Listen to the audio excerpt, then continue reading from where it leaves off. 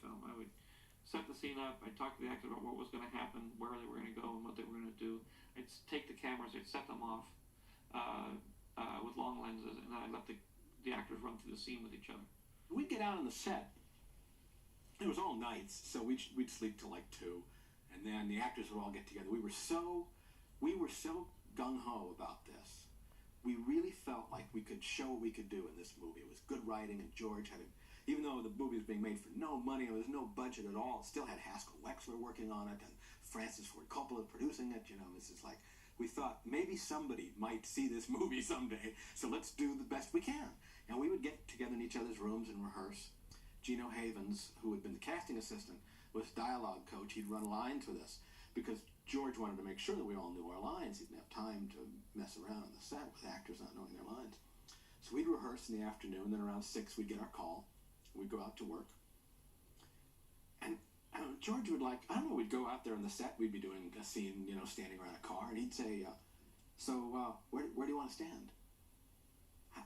I was expecting the director would block the scene, tell you be here, but George would just say, how do you want to do this? So I'd say, well, I don't know, I guess I'll lean against this car, and I'd stand over here, and he'll stand over there, and then we'd start doing these scenes. And one of the first things George told us, one of the first things he said was, I wrote this script, so I'm giving you free rein to change any line you want. Say it however you would say it. Because he wanted that very naturalistic feel. So we'd just stand around the cars, and then we'd do these scenes. We'd do them over and over. And after each one, he'd say, oh, that's terrific. Let's do it again. And so we'd all look at each other and say, if it's terrific, why are we doing it again? You know, what does that mean exactly? But he just wanted to see what would happen. Basically, what I got from George after each take was terrific. That I remember, that was his word. Terrific and this. Because that's all he ever said about any scene. Terrific. And as actors, you know, we kind of wanted this sort of dialogue, this sort of exchange. And at one point I went to George and I said, well, am I doing okay for you? Because you're not saying much, to tell you the truth. And he said, no, he said, I'm getting great material. And he said, I'm shooting this in a kind of documentary style, so I want this naturalism. If you're really doing anything that I didn't like, I'd tell you, but it's great. And he says, and frankly, we're going so fast, we're on such a low budget and such a fast schedule, that I'm going to really wind up doing most of my directing in the editing room. I'm going to make a lot of choices and really define the movie in the editing room. I had to make this entrance on this Vespa, and like so many of the vehicles in the movie, it wasn't really a particularly good thing. I mean, it looked fine, but it didn't run very well. And he didn't know how to drive a motorbike. I had like an hour before we shot the scene to practice taking it around the parking lot of the drive-in. I showed him a little bit, and somebody else showed him. My plan, because I was supposed to do something funny on the entrance, that was what was called for in the script, I thought I would ride it in, bump up over a curb, put the thing into like third, and let the clutch out so it would jerk. And I thought that would be funny. I got ready. We stopped traffic on Van Ness in San Francisco because it was right in the middle of downtown. And a big crane and everything. It was this huge deal. So I came in. I finally got the Vespa in, came around, bumped up over the curb. It wasn't really all that good a bump. I wasn't that happy with it. And I couldn't get it into third. So I just left it in first and let the clutch out, hoping it would stall. But instead, it took off. So this thing scoots forward this way with me still hanging on to it, bangs into a trash thing that was there, and then finally stalls and dies. And if you look at the movie, I stand there for a minute, thinking somebody's going to say cut, right? Because this was a mistake. This wasn't supposed to happen. And I'm waiting. I don't hear George saying cut. So I figure, you know, good theater-trained actor, keep acting. So I saw Ronnie and I walked over to him. We started playing the thing. And then later on, I apologized. I said to George, I'm sorry about that. You know, I couldn't control the thing, and I don't know how to ride a Vespa. He said, no, it was great. We're keeping it. There are a lot of mistakes in the movie. And it seems to me that every mistake that happened, he'd cut into the picture. In fact, I thought that he would keep doing takes until something would go wrong. And then that's the one that he would print. That's the one that he'd like. The scene where I robbed the liquor store, or the guy, I go in to get the thing, the guy robs the liquor store. And the guy comes running out, and he throws the bottle of booze to me as he's on his way out of the thing. Well, I would be standing with my back to the store, I guess, because I was looking at candy. And he would run out, he'd throw the bottle, I'd turn around, and I'd catch it. And it worked really well. I caught it really nicely every time. We kept doing it. I'm thinking, it's working. I don't know why George wants to keep shooting this. One time I turned around, and I turned around late, and the bottle had almost hit the ground, and I just caught it before it hit. And that's the one that he printed. You know, it was like too clean the other way. He wanted it to be, you know, he wanted those mistakes. There was one scene where Charlie Martin Smith comes from the liquor store and he asked me for some money. Hey, did you get it? Did you get it? You got it. I flubbed the line and I said, did you get it? Did you get it? But I kind of flubbed, did you get it? Hey, did you get it? Did you get it? Did you get it? And I hated the way that scene came out. And so I said, George, can we do it again? He said, nope, that's it. That's the print. And I was like so bummed out that, you know, that was always going to be there, that flubbed line. Every time I see the movie, there it is, you know. So we learned pretty quickly that, you know, you better get it right the first time because he might choose the first take. When the water balloon hit me in the face, I was supposed to be angry. But I couldn't, you know, I was laughing through the anger, and it just really worked because it's such a bizarre thing to have a water. First of all, the water balloon was supposed to hit here, and the water was supposed to go in my face, but it hit me square in the face. And in rehearsal, you know, we'd been told that the balloon would hit here and the water would go in your face. That didn't happen. It hit me square in the face, and I was just taken aback. And I remember trying to be really angry, but then I just couldn't help but laugh. And that's what they use. I think we only did it one time. Very funny. What a job. Quit laughing. Let's catch him at the light. Then you jump out and flash his head. That's what I say. All right, boss. The shaving cream sequence was so much fun. It was also fun, you know, that we'd established the shaving cream by me putting some on his nose, and he goes, hey, driving is a serious business. I'm not having any accidents because of you. And it was so much fun doing that shaving cream because I was only supposed to have like 1 can or 2 cans, but we used 17 or 18 cans. Well, the scene where we put the shaving cream on the car was fun because George just let us do whatever we wanted, and I remember jumping up on the car and jumping off on the other side and jumping up on another part, and the people inside were screaming, and it sort of grew. And after a couple of takes I was doing that, George took me aside and said, you know, Paul, can you try to be a little easy on the car? You know, that's not our car. The girl who owns the car is in there, and she hasn't said anything yet, but, you know, you're marking up the car with your boots. And I said, oh, I didn't realize that. I thought it was a prop or something. I didn't know it was somebody's car.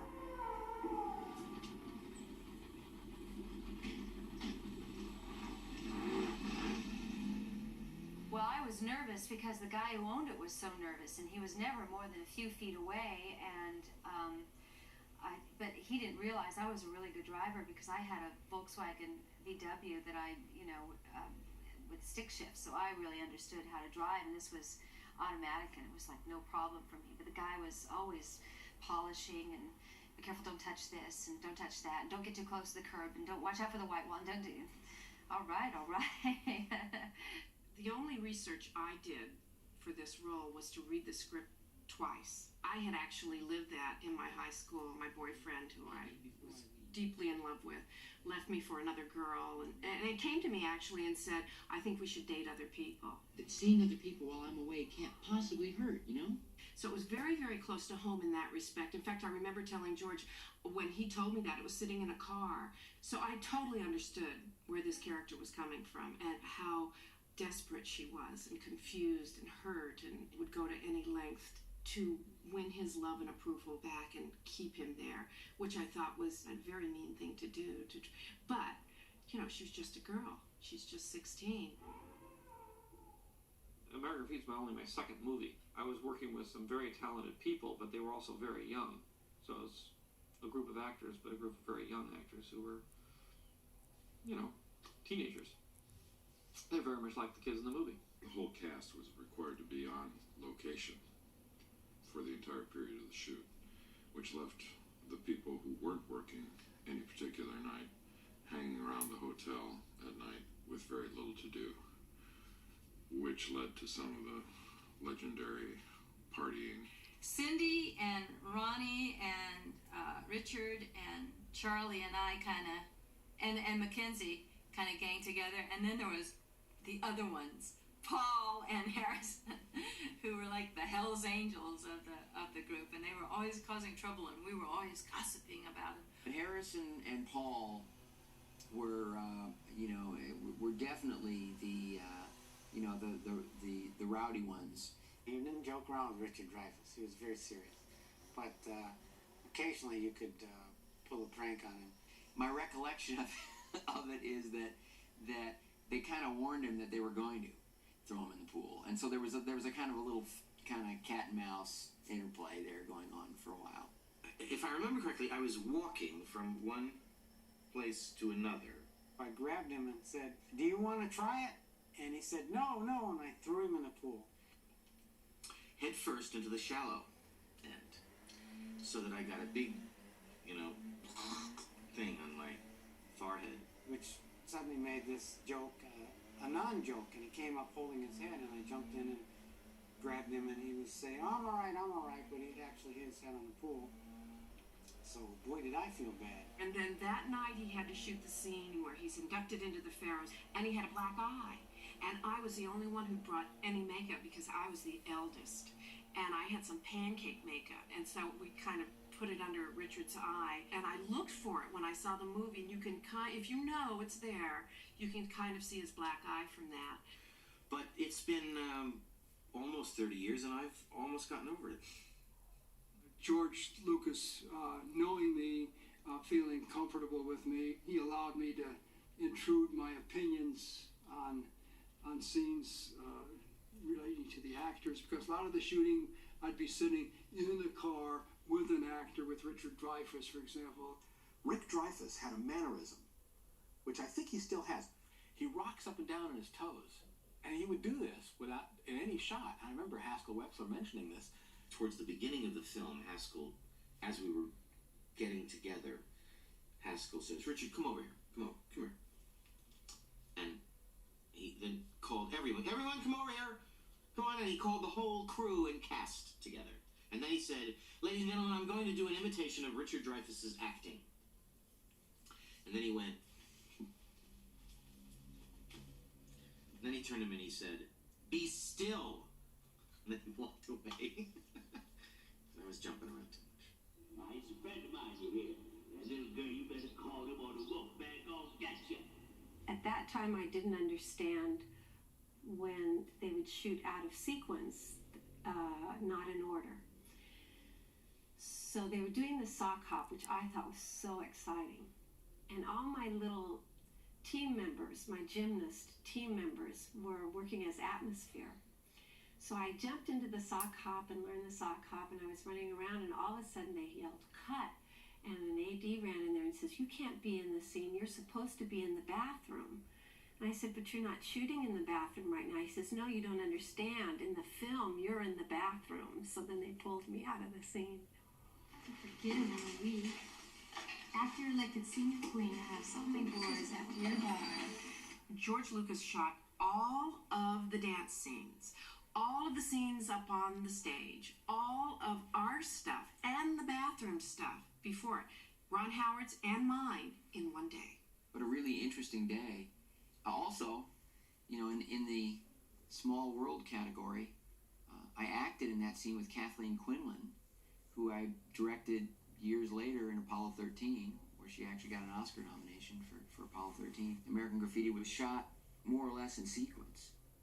And what was great about it was that as the production wore on, we became more and more exhausted. By the end, we all had circles under our eyes, and we looked like we'd been up all night.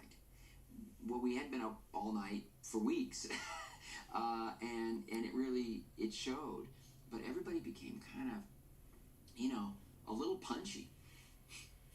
We were all staying at this hotel and working from basically 9 o'clock at night to 6 in the morning.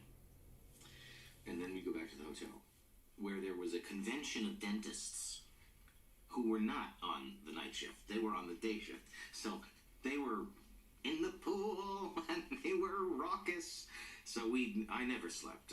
I think I didn't sleep for a month. That's what it felt like. But it was also thrilling, you know. I mean, it was my first, what I thought of as my first film, really. And we were out together on this adventure. We didn't have any sort of creature comforts. I mean, there were no dressing rooms or anything. On American Graffiti, we all had to share the same trailer. One Winnebago, all the wardrobe was in it. The makeup was in it. We didn't wear makeup, but the girls had their makeup and their hair. Everything happened in this one thing. So that you literally were you were standing next to the costumes like this, and someone was putting makeup on like that, like. We all got pretty cozy that way, seeing everyone in their underwear half the time, and so we were always on top of each other, you know, when we weren't in our rooms at the hotel. There were no even chairs, you know, on the set. Nothing. You had to sit on a curb or in a car. Sometimes in the cars, and it'll be Ron Howard and myself sitting in the front seat. Richard Dreyfuss will be asleep in the back seat because we had nowhere to go. But I finally went to Francis and I said, you know, Francis, I know it's a low-budget movie. It's great. The spirit of the movie is wonderful. Do you think we could have a chair? Could we just have chairs? He said, well, no, there's nothing in the budget for chairs. You know, we believe very much that films should be lean and mean and there should be no amenities and you should get in and do it and get out. And that's where we made movies in those days. It doesn't look like it in the movie. It was supposed to be the summer, a hot summer, but it was cold. We were like wearing sweatshirts and things between takes. And then it was an acting task to pretend it was hot. You sit there, oh yeah, it's hot. Okay, action. And then, give me my jacket when you say cut.